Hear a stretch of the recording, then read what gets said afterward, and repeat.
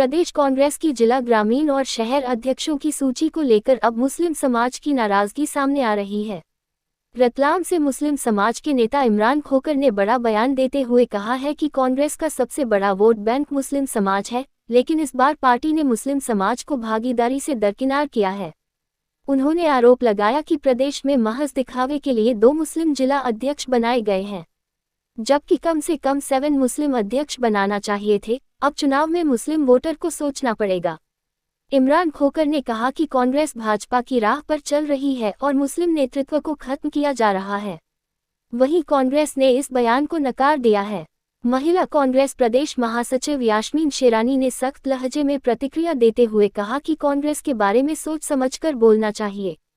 उन्होंने कहा कि कांग्रेस में कई मुस्लिम नेता सक्रिय हैं और किसी ने भी ऐसा बयान नहीं दिया। यास्मीन शेरानी ने कहा कि आज जरूरत है कांग्रेस को मजबूत करने की। अब देखना होगा कि कांग्रेस इस असंतोष को कवर कर लेती है या मुस्लिम समाज की नाराजगी आगे बढ़ती है। ऐसा है कि वो उन्होंने कांग्रेस के लिए क्या किया है और इस तरह की बातें हमें नहीं करना चाहिए, क्योंकि आज हमें कांग्रेस को मजबूत करना है, कांग्रेस को एक मजबूती देना है।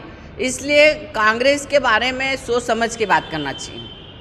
क्या मानते हैं आप, मुस्लिम समाज का ये आक्रोश झेलना पड़ सकता है कि इस तरीके की कमी जो लिस्ट में आई है मुस्लिम नेताओं को, मुस्लिम अध्यक्षों को? आपने देखा होगा कि कई मुस्लिम अच्छे ऊंचे पद पे भी है कांग्रेस में, उन्होंने इस तरह की किसी ने कोई बात नहीं किया। आप खुद देख रहे हैं, लिस्ट जारी हुए को 3 रोज हो गए, पर इस तरह से किसी का बयान नहीं आया है।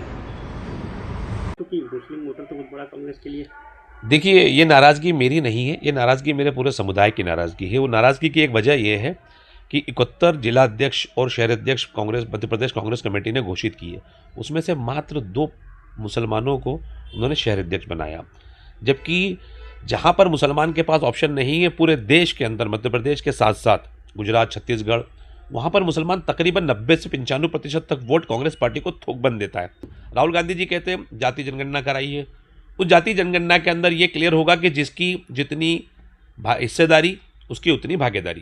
सिर्फ कांग्रेस पार्टी जिसको समुदाय पूरा 90-95% वोट देता है और वो उसको प्रतिनिधित्व नहीं देना चाहती, उनकी आवाज़ नहीं उठाना चाहती। वो वोट डालने जाएगा तो वो सोचेगा कि जिस पार्टी ने मुझे प्रतिनिधित्व नहीं दिया मैं उसको क्यों वोट डालूं।